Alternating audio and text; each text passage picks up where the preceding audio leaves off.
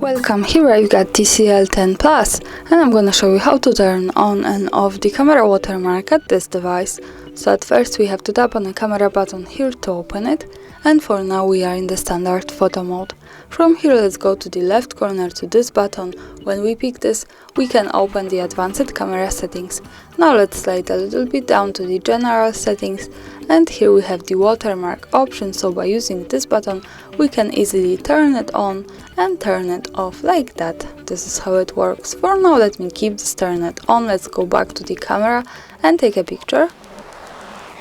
Now let's move here to the left corner at the bottom to this button. When we pick this, we get quick access to the gallery, and this is our photo. As you can see, the watermark is here in the left corner at the bottom, so let's get closer to it. And this is how it looks like, TCL 10 Plus and display greatness.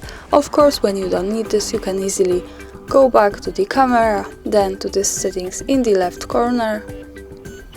Slide again to the general settings and tap on the watermark here. So for now this is turned off. When you take another picture, the watermark should be not visible at it. And that's all, thanks for watching, subscribe our channel and leave the thumbs up.